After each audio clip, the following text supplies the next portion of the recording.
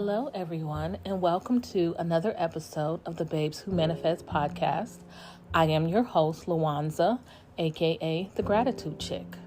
Don't forget to follow me on all of my social media platforms at the Gratitude Chick, on Twitter, Gratitude_Chick, and on TikTok, Babes Who Manifest.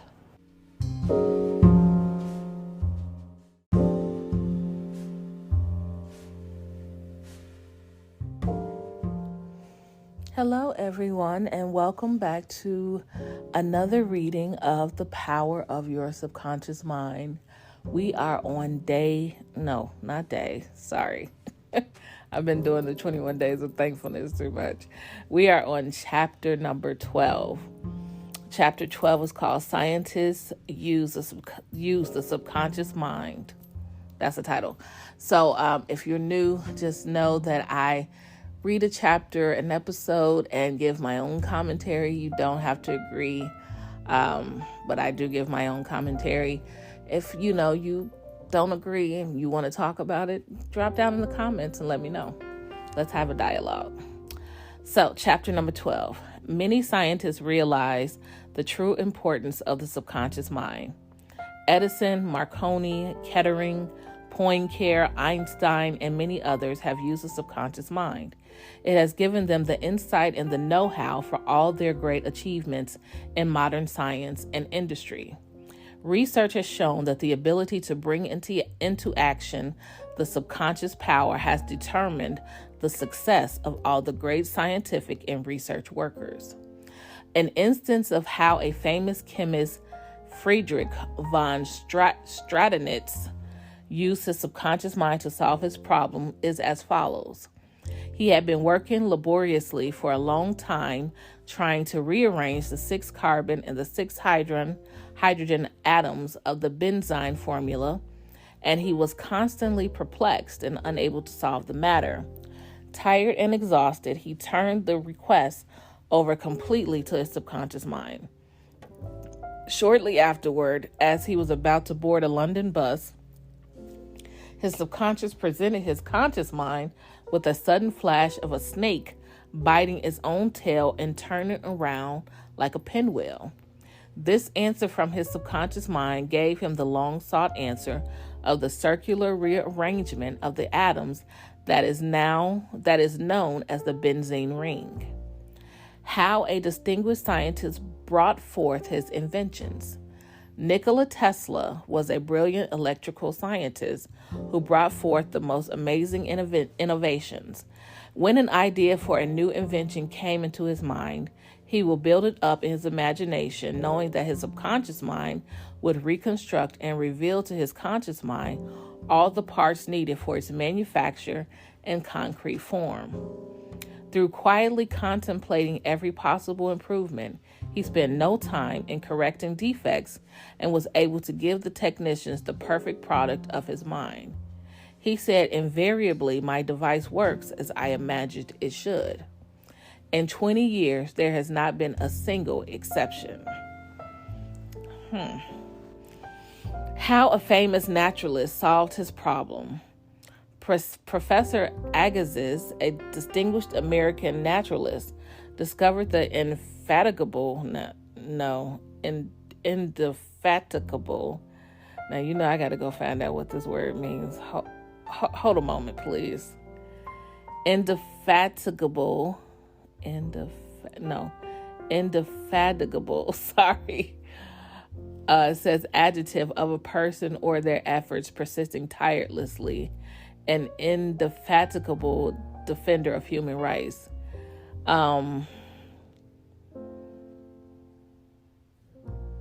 Okay, I guess that's it. That's the only dictionary that they popped up on my Kindle. Persisting tirelessly is basically what it means, persisting tirelessly in your efforts. Okay. So, Professor Agassiz, a distinguished American naturalist, discovered the indefatigable I did not pronounce that right. Activities of his subconscious mind while he slept. The following has been reported by his widow in her biography of her famous husband. He had been for 2 weeks striving to decipher the somewhat obscure impression of a fossil fish on the stone slab in which it was preserved. Weary and perplexed, he put his work aside at last and tried to dismiss it from his mind. Shortly after, he waked one night, persuaded that while asleep, he had seen the fish with all the missing features perfectly restored. But when he tried to hold and make fast the image, it escaped him. Nevertheless, he went early to the 𝗀𝗘𝗗𝗜𝗔, thinking that on looking anew at the impression, he would see something which would put him on the track of his vision. In vain, the blurred record was as black as ever. The next night, he saw the fish again, but with no more satisfactory result. When he awoke, it disappeared from his memory as before. Hoping that the same experience might be repeated on the third night, he placed the pencil and paper beside his bed before going to sleep. Accordingly, toward morning, the fish reappeared in his dream. Confusedly at first, but at last with such distinctness that he had no longer any doubt as to its zoological characters. Still half dreaming in perfect darkness, he traced these characters on a sheet of paper at the bedside. In the morning, he was surprised to see in his nocturnal sketch features which he thought it impossible the fossil itself should reveal. He hastened to the 𝗀𝗘𝗗𝗜𝗔, and with his drawing as a guide, succeeded in chiseling away the surface of the stone under which portions of the fish proved to be hidden. When wholly exposed, it corresponded with his dream and his drawing, and he succeeded in classifying it with ease. An outstanding physician solved the problem of diabetes. Some years ago, I received a clipping from a magazine describing the origin of the discovery of insulin. This is the essence of the article as I recall it. About 40 years ago or more, Dr. Frederick Banting, a brilliant Canadian physician and surgeon, was concentrating his attention on the ravages of diabetes. At that time, medical science offered no effective method of arresting the disease. Dr. Banting spent considerable time experimenting and studying the international literature on the subject. One night he was exhausted and fell asleep. While asleep, his subconscious mind instructed him to extract the residue from the degenerated pancreatic duct of dogs. This was the origin of insulin, which has helped millions of people. I didn't know that. You will note that Dr. Banting had been consciously dwelling on the problem for some time, seeking a solution, a way out, and his subconscious responded accordingly. It does not follow that you will always get an answer overnight. The answer may not come for some time. Do not be discouraged. Keep on turning the problem over every night to the subconscious mind prior to sleep, as if you had never done it before. One of the reasons for the delay may be that you look upon it as a major problem. You may believe it will take a long time to solve it, which means what? What you believe to be true is true for you. So if you believe that it'll take a long time to solve, that it will take a long time to solve. So just remember, don't put time constraints on anything that you are trying to manifest. Because if you believe that it'll take a lifetime to make $1 million, don't be angry when it takes a lifetime to make that $1 million. Because that is not, number one, the time constraints that you're putting on it, but also the belief that you have surrounding it. Your subconscious mind is timeless and spaceless. Boom. Go to sleep believing you have the answer now. Always manifest in the present, not in a future date, because as I always state, the future does not exist. When tomorrow comes, it is today. The past is gone away with. The future does not exist. All we ever have is today, the present, right now. So always manifest for right now. Always speak in the present tense, not in any future tense. Because if you talk about manifesting anything in the future, you'll always be manifesting or wanting to receive something that doesn't exist, because the future doesn't exist. Ask for whatever you want right now. And if you're not ready to receive what you want right now, don't ask for it. That's just simple as that. And the reason why I say that is because I am not ready to receive a husband. So I don't ask for one. Because I believe that if I ask for a husband now, it's gonna come, and I'm not ready for that right now.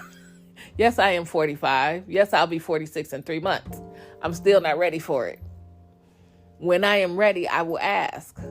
Today, no, I'm not ready. So whenever you're ready for something, ask for it now. Don't ask for something for a future time, because you will not get it. Period. Anyway. Do not postulate the answer in the future. Oh, I'm really just, okay. I'm literally saying it before I read it. Okay. Have an abiding faith in the outcome. Become convinced now as you read this book that there is an answer and a perfect solution for you. How a famous scientist and physicist escaped from a Russian concentration camp.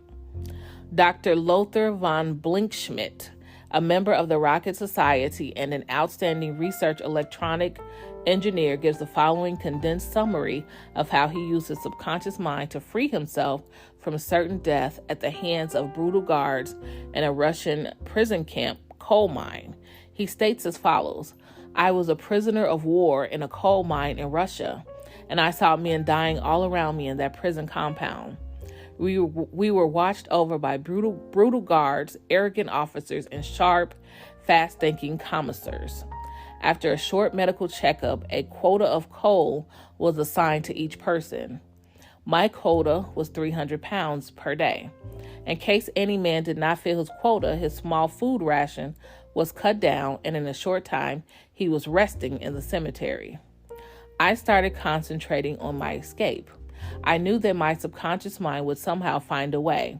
My home in Germany was destroyed, my family wiped out, all my friends and former associates were either killed in the war or were in concentration camps. I said to my subconscious mind, I want to go to Los Angeles, and you will find the way. I had seen pictures of Los Angeles, and I remembered some of the boulevards very well as some of the buildings. Every day and night, I would imagine I was walking down Wilshire Boulevard with an American girl whom I met in Berlin prior to the war. She is now my wife. In my imagination, we would visit the stores, ride buses, and eat in the restaurants. Every night, I made it a special point to drive my imaginary American automobile up and down the boulevards of Los Angeles. I made all this vivid and real. These pictures in my mind were as real and as natural to me as one of the trees outside the prison camp. Every morning, the chief guard would count the prisoners as they were lined up. He would call out 1, 2, 3, etc. And when 17 was called out, which was my number in sequence, I stepped aside. In the meantime, the guard was called away for a minute or so, and on his return, he started by mistake on the next man as number 17. When the crew returned in the evening, the number of men was the same, and I was not missed. And this discovery would take a long time. I walked out of the camp undetected and kept walking for 24 hours, resting in a deserted town the next day. I was able to live by fishing and killing some wildlife. I found coal trains going to Poland and traveled on them by night until finally I reached Poland. With the help of friends, I made my way to Lucerne, Switzerland. One evening at the Palace Hotel, Lucerne. How did you get into the Palace Hotel? I had a talk with a man and his wife from the United States of America. This man asked me if I would care to be a guest at his home in Santa Monica, California. I accepted, and when I arrived in Los Angeles, I found that their chauffeur drove me along Wilshire Boulevard and many other boulevards which I had imagined so vividly in the long months in the Russian coal mines. I recognized the buildings which I had seen in my mind so often. It actually seemed as if I had been in Los Angeles before I had reached my goal. I will never cease to marvel at the wonders of the subconscious mind. Truly, it has ways we know not of. How archaeologists and paleontologists reconstruct ancient scenes. These scientists know that their subconscious mind has a memory of everything that has ever transpired. As they study the ancient ruins and fossils through their imaginative perception, their subconscious mind aids them in reconstructing the ancient scenes. The dead past becomes alive and audible once more. Looking at these ancient temples and studying the pottery, statuary tools, and household utensils of these ancient times, the scientist tells us of an age when there was no language. Communication was done by grunts, groans, and signs. The keen concentration and disciplined imagination of the scientist awakens the latent powers of his subconscious mind, enabling him to clothe the ancient temples with roofs and surround them with gardens, pools, and fountains. The fossil remains are clothed with eyes, sinews, and muscles, and they again walk and talk. The past becomes the living present, and we find that in mind there is no time or space. Through disciplined, controlled, and directed imagination, you can be a companion of the most scientific and inspired thinkers of all time. How to receive guidance from your subconscious. When you have what you term a difficult decision to make, or when you fail to see the solution to your problem, begin at once to think constructively about it. If you are fearful and worried, you are not really thinking. True thinking is free from fear. Here is a simple technique you can use to receive guidance on a subject. Quiet the mind and still the body. Tell the body to relax.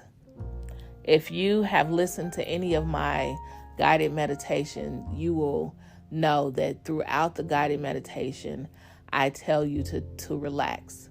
And it is one of the things that I do in my own meditation is tell my body to relax. When you tell your body to relax, it is a command. And somehow not only does your body relax, but your mind quiets. So that is something that I definitely recommend. If you are a person that meditates, or if you're new to meditation and don't know how to quiet your mind, tell your mind to relax. Tell the body to relax. It has to obey you. It has no volition, initiative, or self-conscious intelligence. Your body is an emotional disc which records your beliefs and impressions. Mobilize your attention. Focus your thought on the solution to your problem. Try to solve it with your conscious mind. Think how happy you would be about the perfect solution. Sense the feeling you would have if the perfect answer were yours now. Let your mind play with this mood in a relaxed way, then drop off to sleep. When you awaken and you do not have the answer, get busy about something else. Probably when you are preoccupied with something else, the answer will come into your mind like toast pops out of a toaster. In receiving guidance from the subconscious mind, the simple way is the best. This is an illustration. I once lost a valuable ring, which was an heirloom. I looked everywhere for it and could not locate it. At night, I talked to the subconscious in the same manner that I would talk to anyone. I said to it prior to dropping off to sleep, "You know all things, you know where that ring is, and you now reveal to me where it is." In the morning, I awoke suddenly with the words ringing in my ear, "Ask Robert." I thought it very strange that I should ask Robert, a young boy about 9 years of age. However, I followed the inner voice of intuition. Robert said, "Oh yes, I picked it up in the yard while playing with the boys. I placed it on the desk in my room. I did not think it worth anything, so I did not say anything about it." The subconscious mind will always answer you if you trust it. His subconscious revealed the location of his father's will. A young man who attends my lectures had this experience. His father died and apparently left no will. However, this man's sister told him that their father had confided to her that a will had been executed, which was fair to all. Every attempt to locate the will failed. Prior to sleep, he talked to his deeper mind as follows: "I now turn this request over to the subconscious mind. It knows just where that will is and reveals it to me. Then he condensed his request down to one word, answer. Repeating it over and over again as a lullaby, he lulled himself to sleep with the word answer. The next morning, this young man had an overpowering hunch to go to a certain bank in Los Angeles, where he found a safe deposit vault registered in the name of his father, the contents of which solved all his problems. Your thought as you go to sleep arouses the powerful latency which is within you. For example, let us suppose you are wondering whether to sell your home, buy a certain stock, sever partnership, move to New York or stay in Los Angeles, dissolve the present contract or take a new one. Do this. Sit quietly in your armchair or at your desk in your office. Remember that there is a universal law of action and reaction. The action is your thought. The reaction is the response from your subconscious mind. The subconscious mind is reactive and reflexive. This is its nature. It rebounds, rewards, and repays. It is the law of correspondence. It responds by corresponding. As you contemplate right action, you will automatically experience a reaction or response in yourself, which represents the guidance or an answer of your subconscious mind.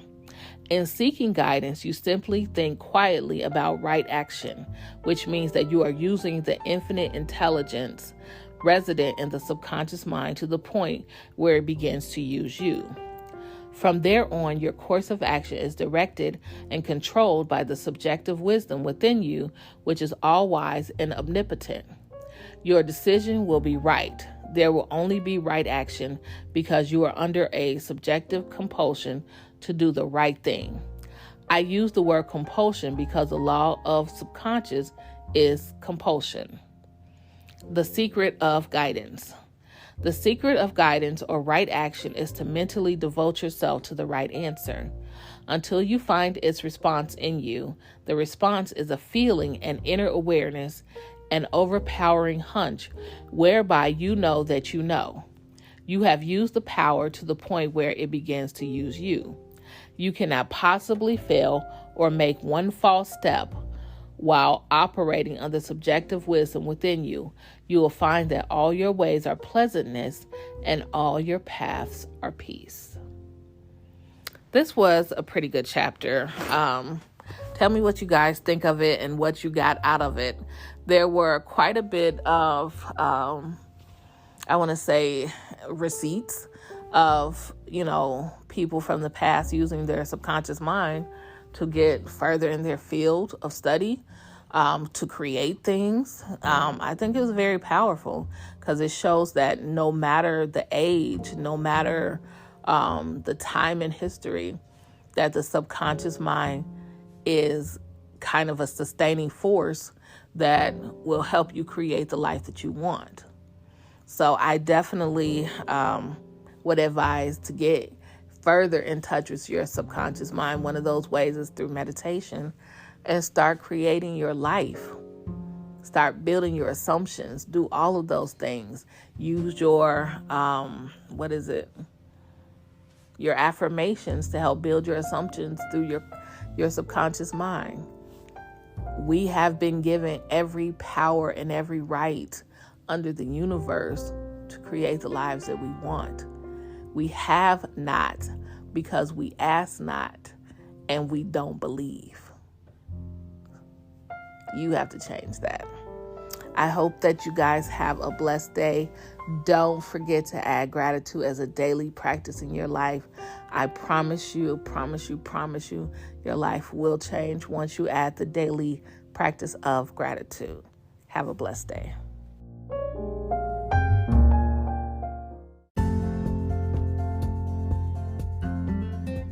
Thank you for listening to another episode of the Babes Who Manifest podcast. I am your host, 𝗦𝗢𝗖𝗜𝗔𝗟, aka The Gratitude Chick. Don't forget to follow us on our new YouTube page at The Gratitude Chick.